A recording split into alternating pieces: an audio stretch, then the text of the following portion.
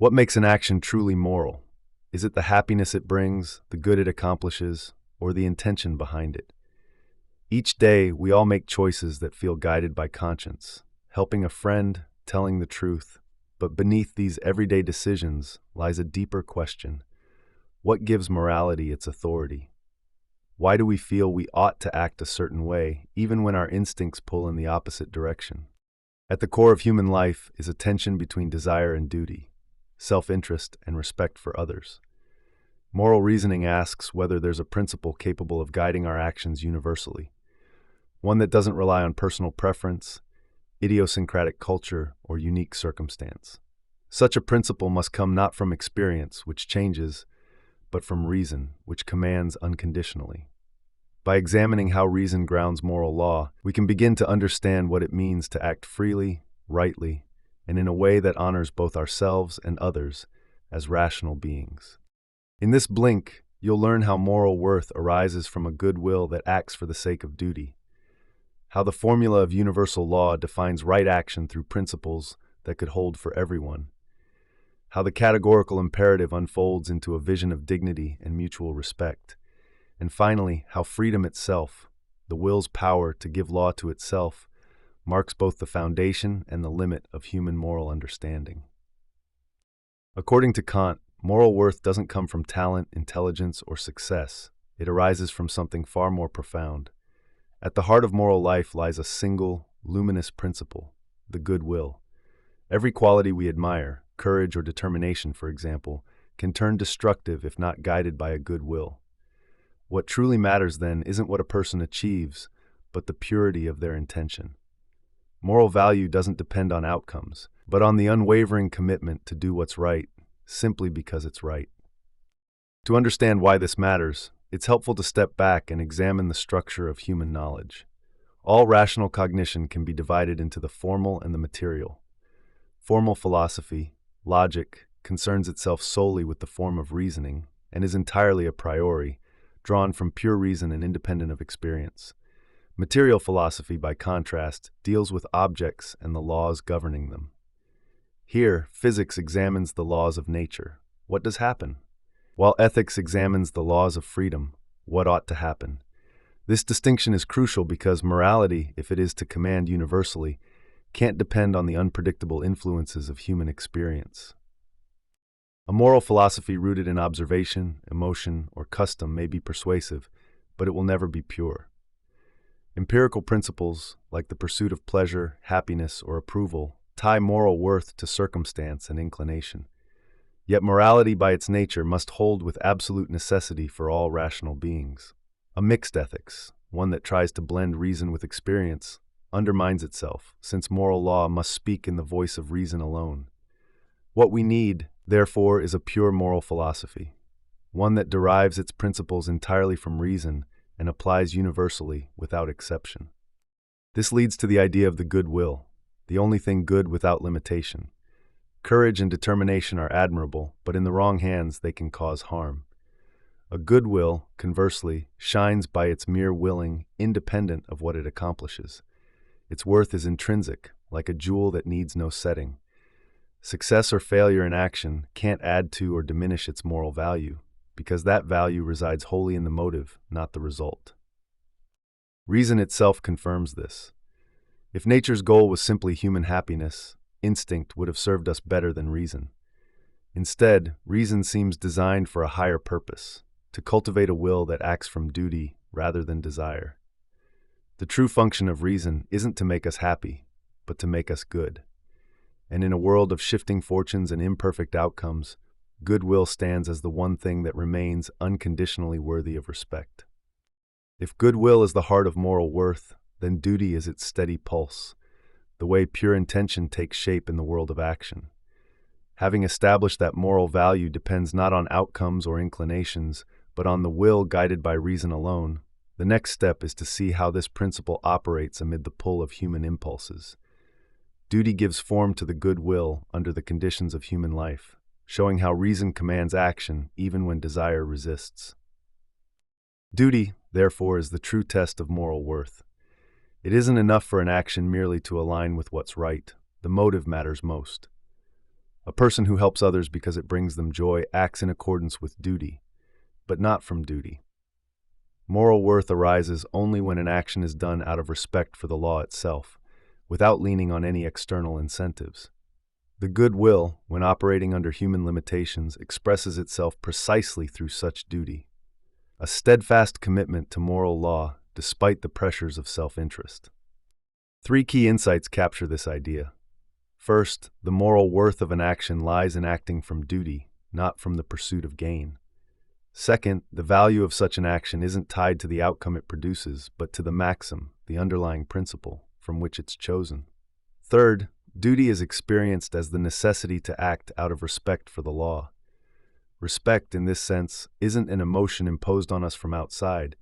It's a feeling born from reason itself, the awareness that our will must submit to a law we recognize as rationally binding.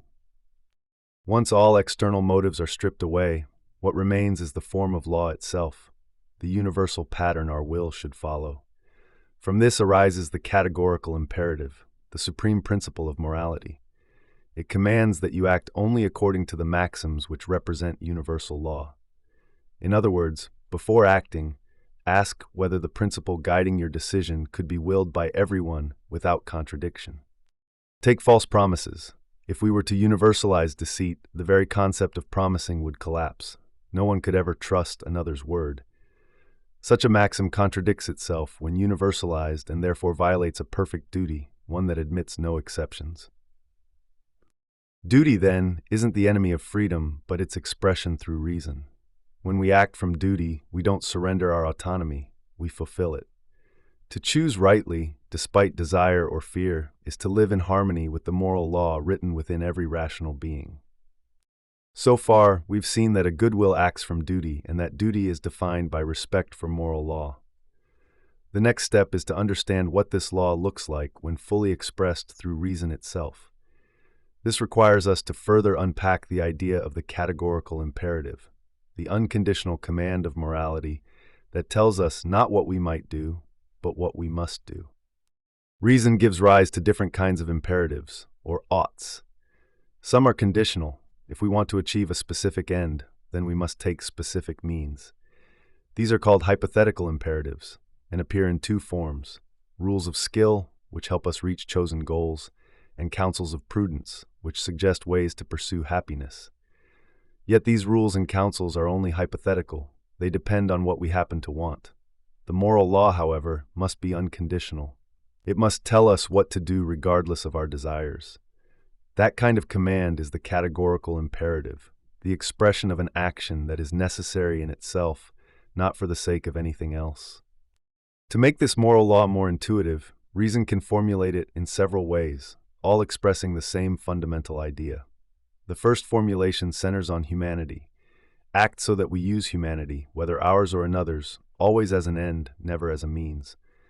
Rational beings, unlike objects, possess intrinsic worth. They are persons, not things. To treat someone merely as a tool for one's purposes, through manipulation, deceit, or exploitation, is to deny this worth. Each person's rational nature gives them an absolute value, a dignity that demands recognition and respect. From this flows the formulation centered on autonomy, which declares that the will of every rational being is a law to itself. True morality isn't imposed from outside. It arises from the self-legislating capacity of reason. To act autonomously is to behave according to principles one could will as universal law.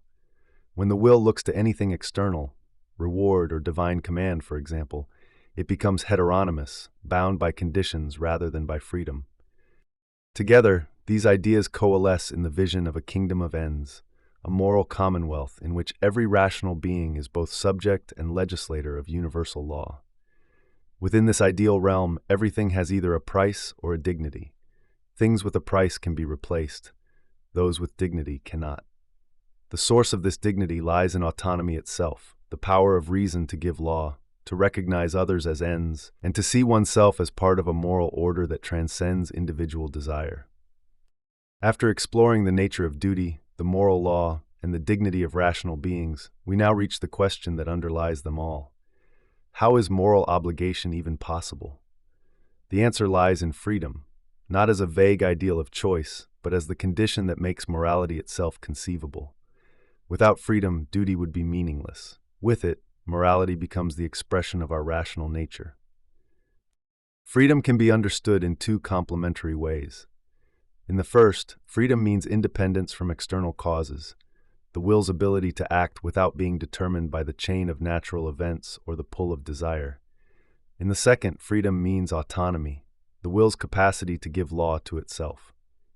A will that is free and a will that follows moral law are in essence one and the same. To be bound by reason's law isn't to lose freedom, but to realize it fully, since the source of that law lies within the rational self. This dual character of human existence gives rise to two standpoints.